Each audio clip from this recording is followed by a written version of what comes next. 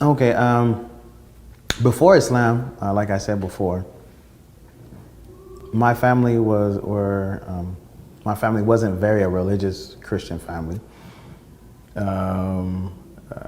We used to go to church sporadically, not all the time. Easter, possibly Christmas, a wedding, or a funeral. In I would say about when I was 13, about 1993 and 94, my unbeknownst to me, my grandmother was diagnosed with cancer. So maybe a little time before that, they didn't tell us. And at that time, my family members, including my mother, my family members were becoming a little more religious. My mother was becoming a little more religious. And that's where she, excuse me, she started to attend church a little more regularly. First it was by herself, and then she used to ask us to go, and we were like, no, we don't want to go to church. I want to watch football. That's one, more or less thing. I want to watch football and stay at home. And then it came to a point where she started making us go. And so we started going to church on a regular basis. In that time, I was about maybe 1993, 94. And my personal feelings towards it, it was it was something I didn't really like. I wasn't really used to it, and I really didn't take affinity to it at all. My knowledge of Islam at that time was probably more or less not really there.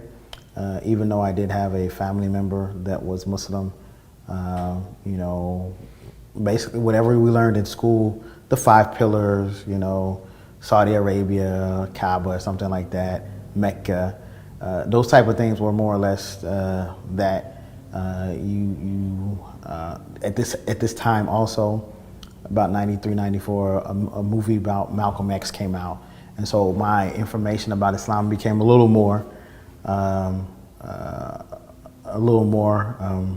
With the history in America. They had what's called the Black Muslims, or the Nation of Islam, and so that was generally what most people thought of when they thought of Muslims and Islam.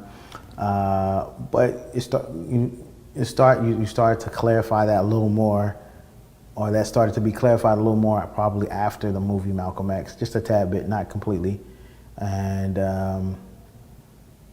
I thought it was pretty cool. Shortly afterwards, I started to work for my cousin who was Muslim, and he started introducing me to Islam and to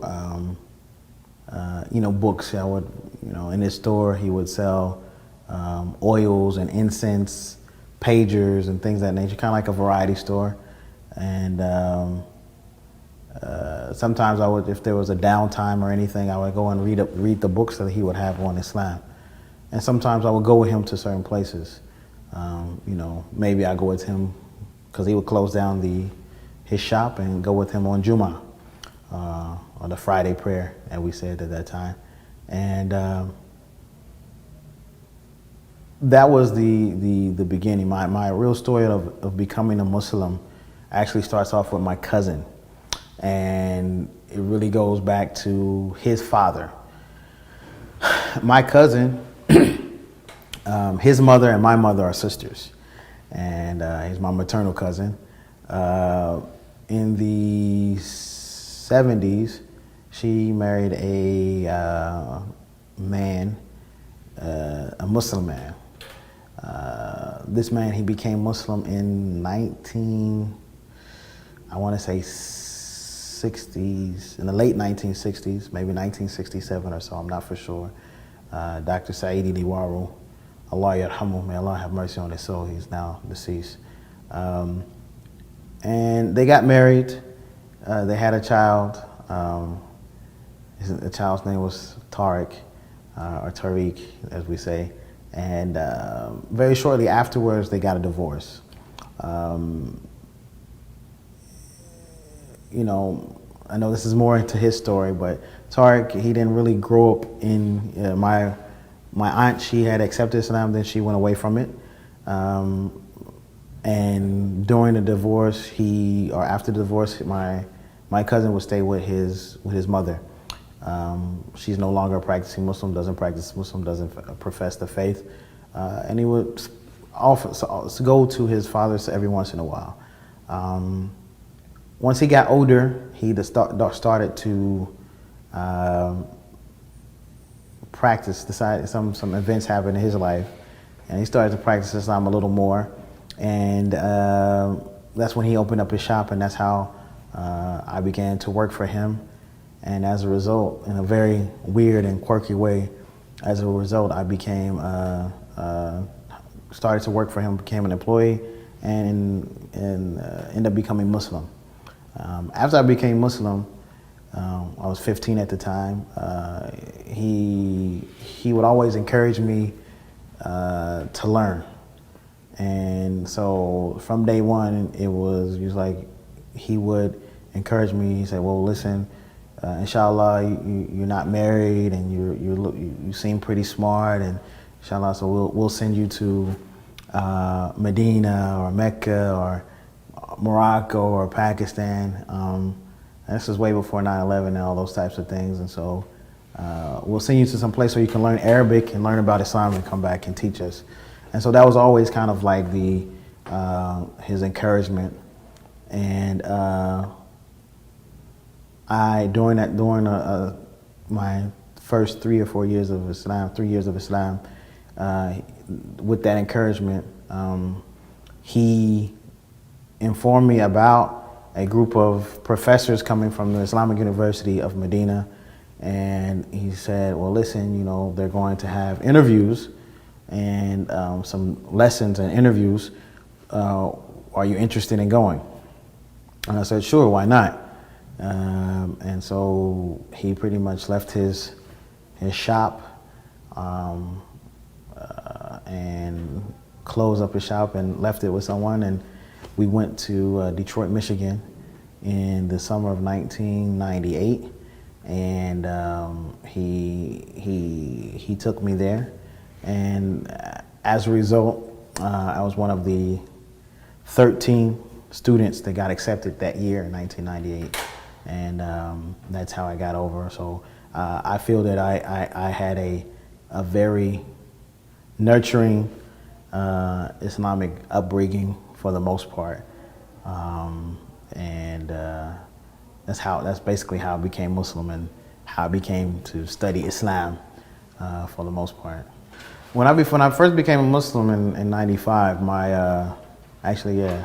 in '95, I became Muslim on Christmas vacation of all things. I became Muslim Christmas vacation. It took me some time to actually talk to my mom about it and my other family. And but after I became Muslim, maybe about a week or so, I told my mom. She started to cry. She cried. It was something that was contradictory to her newfound faith, and it was we had some issues in the beginning due to this, but. Also, my other family members, it was kind of seemed as something extreme or along those lines. Or why would you become a Muslim? My father, though he was divorced from my mother, you know, he told me basically, "You're a young man now, and you can, you know, try and make your own decisions as long as you're happy for it," which is, you know, with that decision. And so that was the main thing. My friends, or who I thought were my friends at the time, you know, I saw them once I started to practice a little more, you know, and abstain from things, because that's the easiest thing to do, is to abstain from. And I started to abstain from things. I saw that I had a lot of free time. People that I thought were my friends and that I wanted to hang out, I had a choice to make, and so either I would go and do some bad things, or hang out with people I shouldn't really be hanging out with, or I can do other things. And so eventually it was kind of a mutual type thing. You know, we stopped hanging out so much. I stopped getting invited to parties, those type of things, and because I was kind of what they call here square. You know, didn't want to do certain things. So